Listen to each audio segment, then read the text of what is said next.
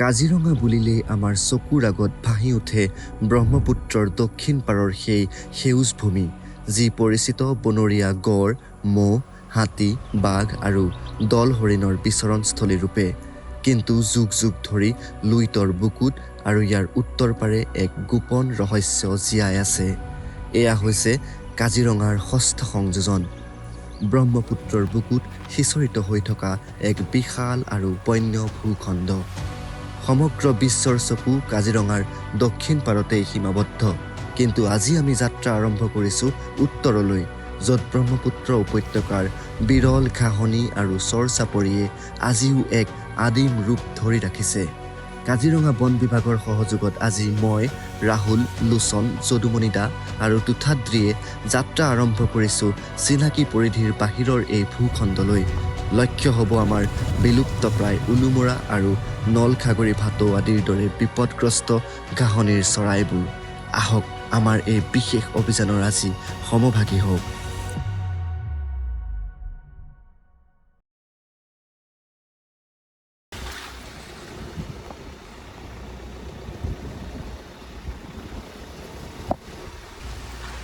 পহু আছে, পহু।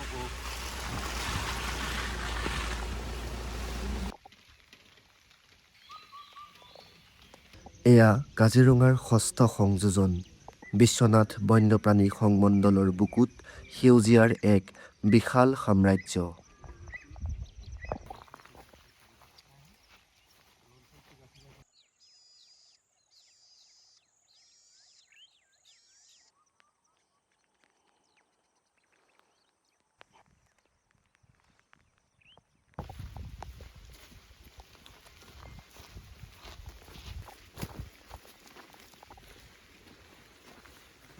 আজি আমাৰ সন্ধান সেই বিশেষ চৰাইবোৰৰ, যিবোৰে ক্ৰমাগতভাৱে নিজৰ বাসস্থান হেৰুৱাইছে। আজি আমাৰ লক্ষ্য হ'ব উলুমৰা বা বেংগল ফ্লৰিকান, ব্লেক ব্ৰেষ্টেড পেৰটবিল বা নলখাগৰি ভাটৌ আৰু কিছুমান ঘাঁহনিৰ বিৰল থাপলিকা চৰাই।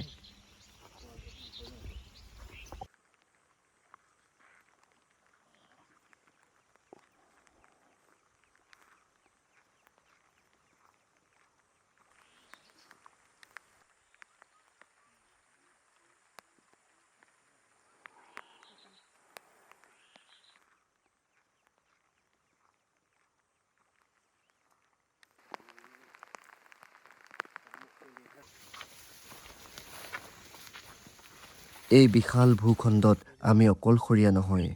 ইয়াৰ নিৰ্জনতাত বাধাহীনভাৱে বিচৰণ কৰি আছে সুগৰি পহু আৰু বনৰীয়া গাহৰিৰ জাকে। পৰ্যটকৰ পৰা আঁতৰত ব্ৰহ্মপুত্ৰৰ এই নিৰ্জন চাপৰিবোৰ বৰ্তমান এক সুৰক্ষিত আশ্ৰয়স্থল।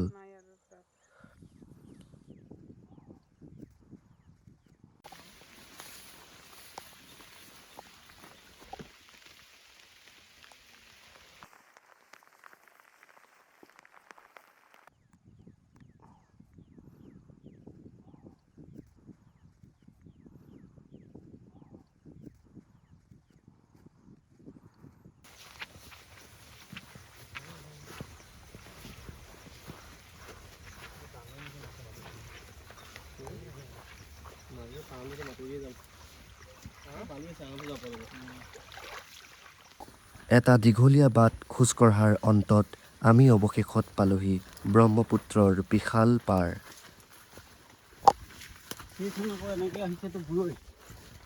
বুৰৈ নদীখন ইয়াতে লগ হৈছে নেকি? এইখন ইয়াত যোগ হৈছে ব্ৰহ্মপুত্ৰ সেই গড়াৰ আগত আছে যেনিবা। ইফালে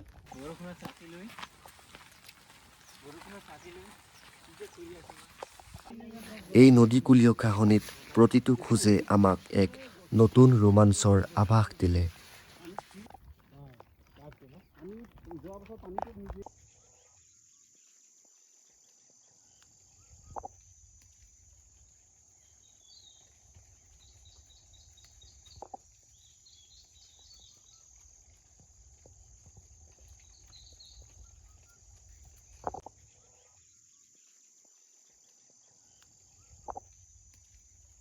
ট্ৰেইনিং কৰি আছে।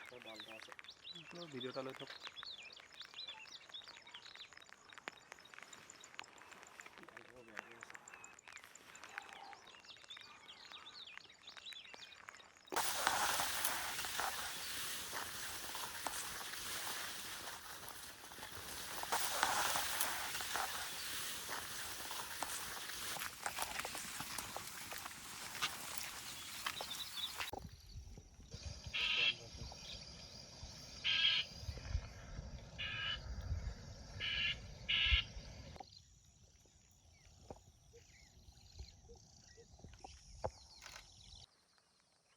ওলাল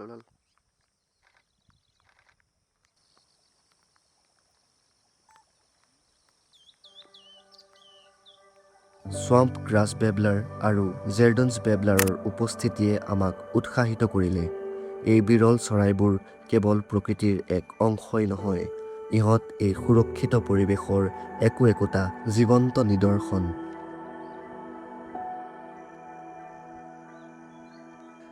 2018 চনৰ 14 আগষ্টত বিশ্বনাথ বন্যপ্ৰাণী সংমণ্ডল গঠন কৰা হৈছিল।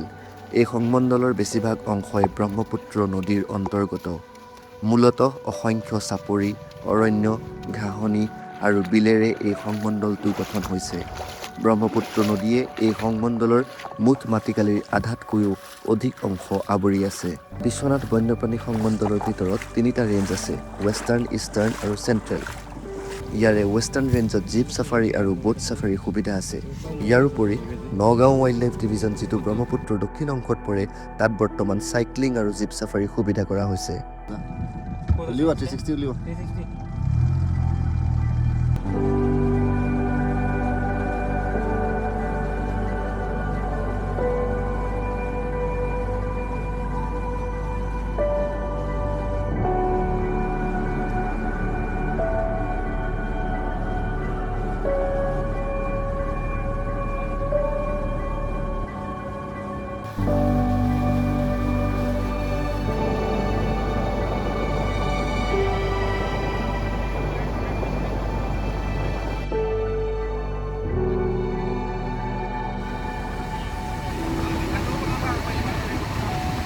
আমি এইটোত গৈ আছো নেকি এতিয়া?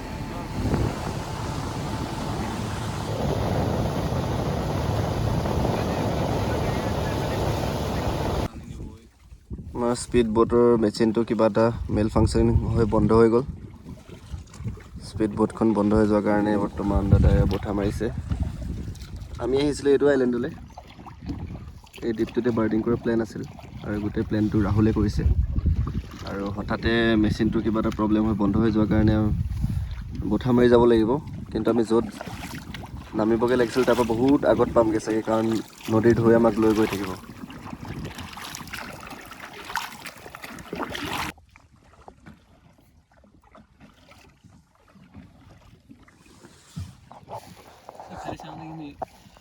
স্মুথলি আহি থকা নিচিনা লাগে।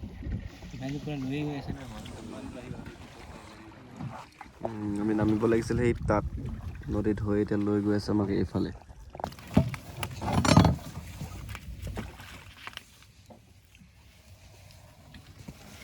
এইটো নচলে চাগে আৰু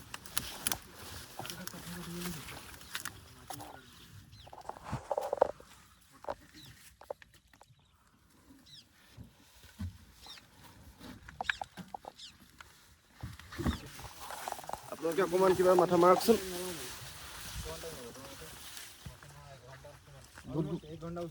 ৰাহুল, এইটো সেই কেম্পত হেৰি আছে চাগে, বুটবুটি আছে নে? বুটবুটি আহি পেলাই টানি নিব লাগিব এখন স্পীড বোট। বাবাৰ মুখত পৰিলে দিগদাৰ হ'ব।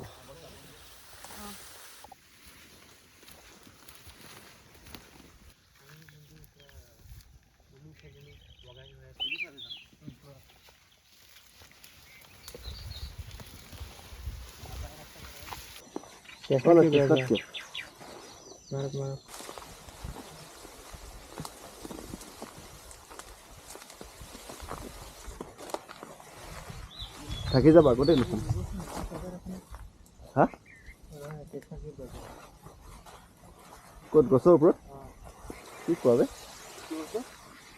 গছৰ ওপৰত চেষ্টাত কেইবাৰ উঠিছে। গছৰ ওপৰত নহয়, এইটো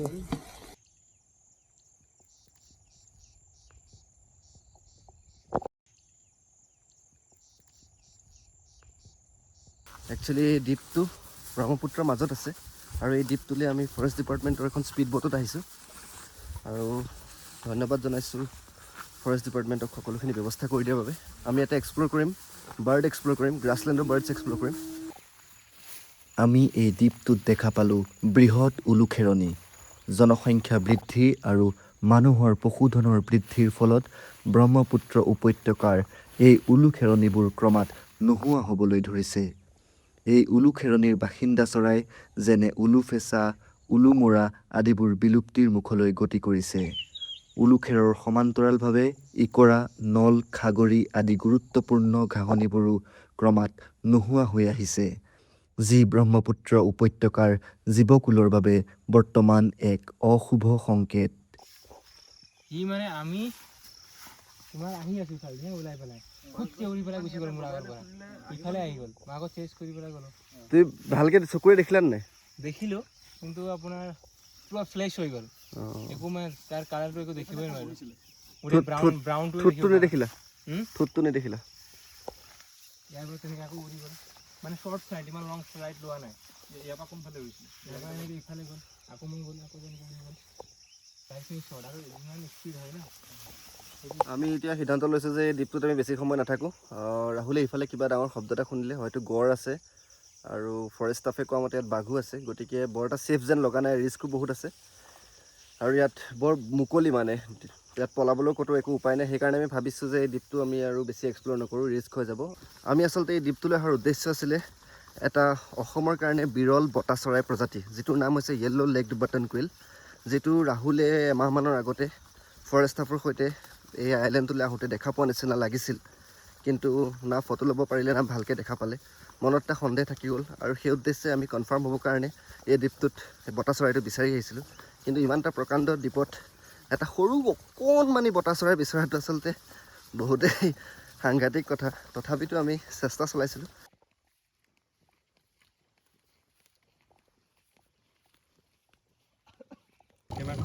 আমাৰ স্পীড বোটখন ভাল হৈ গ'ল, আচলতে ইঞ্জিনটো বেছি গৰম হৈ গৈছিল, এতিয়া ঠাণ্ডা হোৱাৰ লগে লগে আকৌ কাম কৰিছে।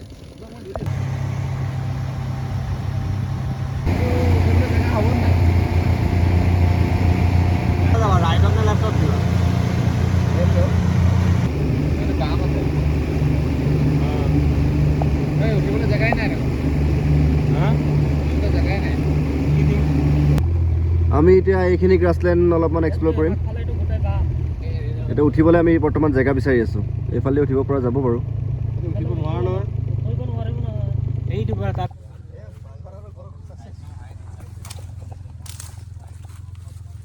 আমি বৰ্তমান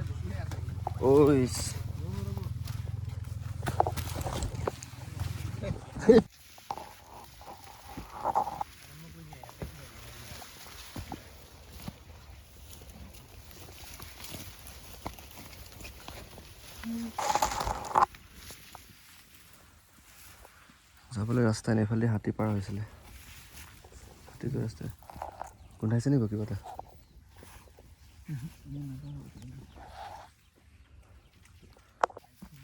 তোমাৰ সময়টোতো ঠিকে আছে হয়নে? বহুত দেৰি হোৱা নিচিনা লাগিছে, কিন্তু ইমান সময় হোৱা নাই। কিমান সময় হ'ল জানো? 12টা। আমি পুনৰ এইটো আইলেণ্ডৰ পৰা যাবলৈ লৈছোঁ। ইয়াত একচুৱেলি মানে ইমানেই ওখ ঘাঁহনিৰ মাজত যদি ক'ৰবাত গড় ম'হ সোমাই থাকে গমেই নাপাম, সেইকাৰণে ৰিস্ক আছে আৰু সেইকাৰণে আমি এইটো আইলেণ্ডৰ পৰা বৰ্তমান যাবলৈ ওলাইছোঁ।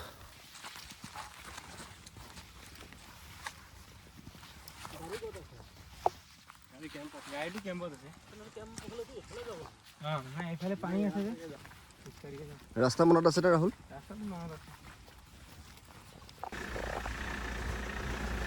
বৰ্তমান সময় 1:30 বাজিছে আৰু আমি পূব বনাঞ্চলৰ পৰা অহা বাটেৰে ওলাই আহিছোঁ আৰু যাত্ৰা কৰিছোঁ পশ্চিম বনাঞ্চলৰ দিশে।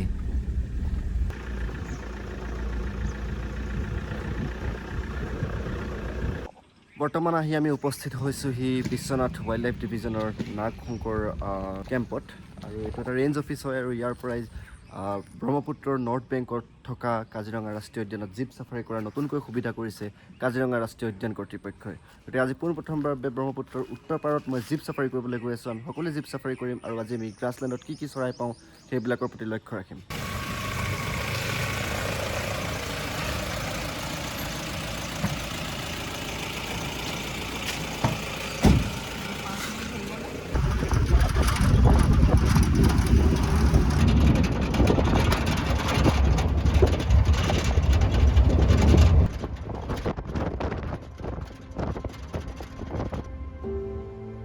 পৰ্যটকৰ বাবে শেহতীয়াকৈ মুকলি কৰা কাজিৰঙা ষষ্ঠ সংযোজনৰ এই জীপ চাফাৰী অক্টোবৰ মাহৰ পৰা মে' মাহৰ মাজভাগলৈকে খোলা থাকে। এই ছাফাৰী কৰিবৰ বাবে আপোনালোকে বিশ্বনাথ জিলাৰ কুসুমটোলা ৰেঞ্জ ফৰেষ্ট অফিচলৈ আহিব লাগিব। সবিশেষ তথ্য এই ভিডিঅ'ৰ ডেছক্ৰিপশ্যনত দিয়া হৈছে। অনাগত সময়ত পৰ্যটকৰ আগমনে কাজিৰঙাৰ এই উত্তৰ পাৰক দক্ষিণ পাৰৰ নিচিনাকৈ সমানে বিশ্ববিখ্যাত কৰি তুলিব বুলি আমি আশাবাদী।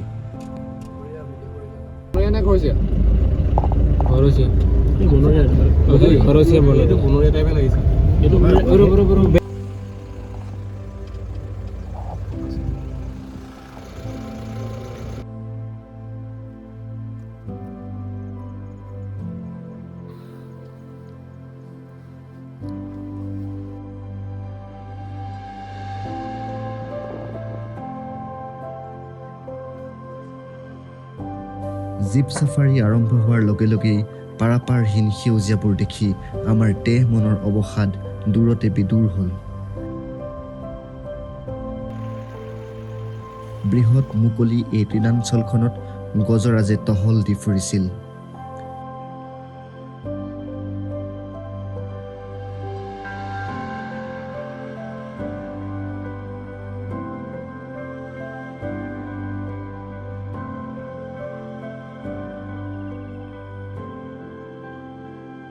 দূৰৈত পাহাৰ, নদী, তাৰ পাৰত ওখ ঘাঁহনি আৰু চাপৰ উলুখেৰণি। তাৰ পাছত এয়া উন্মুক্ত সেউজ পথাৰ। এয়াই হৈছে আমি বিচাৰি ফুৰা উলুমুৰা চৰাইৰ বাবে উপযুক্ত বাসস্থান। এনে বাসস্থানৰ অভাৱৰ বাবেই আজি উলুমুৰা বিলুপ্তপ্ৰায় চৰাই। এই ঠাইডোখৰ পৰাই অতীতত উলুমুৰা চৰাইৰ ৰেকৰ্ড আছে বুলি জনা যায়।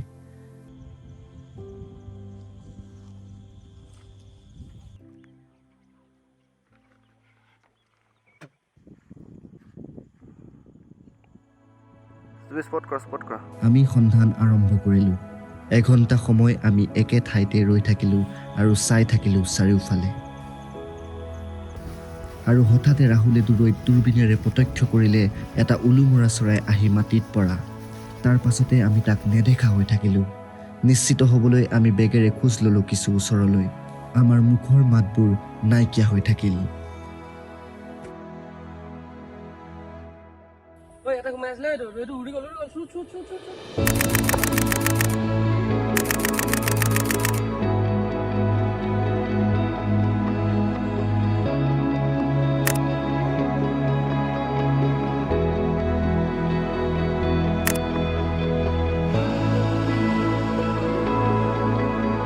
ফাইনেলি আমি এটা বেংগল ফ্লৰিকান, তাকো মতা মেল ইণ্ডিভিজুৱেল এটা দেখা পাবলৈ সক্ষম হৈছে। চবেই ধুনীয়া ধুনীয়া ফটো পাইছে। চাওক কোনে কোনে কেনেকুৱা পালে।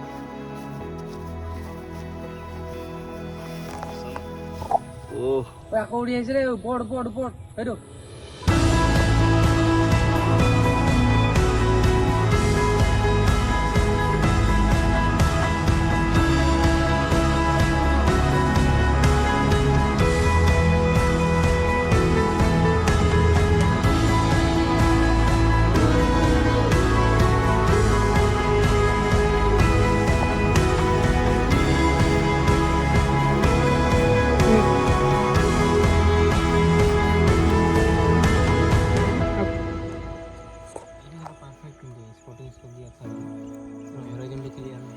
আমি বেংগল ফ্লৰিকানটো ওচৰৰ পৰা চাই পুনৰ জীপত উঠিব লওঁতেই আকৌ এবাৰ দেখা পালোঁ, এবাৰ দূৰত, কিন্তু এবাৰ দীঘলীয়াকৈ একদম পূৰা উৰি পেলাই মাটিত বহালৈকে ভালকৈ ভিডিঅ' কৰিবলৈ সক্ষম হ'লোঁ। আৰু এই বেংগল ফ্লৰিকান বা উলুমুৰা চৰাইটো হৈছে এটা ক্ৰিটিকেলি এণ্ডেঞ্জাৰ্ড চৰাই, অৰ্থাৎ ই বিলুপ্তপ্ৰায় চৰাই। আৰু মানে IUCN international union of conservation of নেচাৰে পৃথিৱীৰ সমস্ত জীৱ জগতক ভাগ কৰি থৈছে কেইটামান ভাগত। ইয়াৰে যিটো একদম এক্সট্ৰিম ভাগত আছে সেইটো হৈছে ক্ৰিটিকেলি এণ্ডেঞ্জাৰ্ড। ইয়াৰ পিছৰ ষ্টেজটো হৈছে এক্সটিংক্ট, মানে এক্সটিংক্ট ফ্ৰম ৱাইল্ড, মানে প্ৰকৃতিৰ পৰা বিলুপ্ত। গতিকে এই বিলুপ্তিৰ মুখলৈ গৈ থকা এটা চৰাই আমাৰ অসমৰ কাৰণে গৌৰৱ। আৰু কাজিৰঙাৰ ষষ্ঠ সংযোজনৰ এই অঞ্চলত যে উলুমুৰা চৰাইটো আমি দেখা পাইছোঁ, এয়া আমাৰ সৌভাগ্য আৰু আমাৰ কাৰণে গৌৰৱৰ কথা। শিয়ালকেইটা চোৱা, শিয়ালকেইটা চোৱা।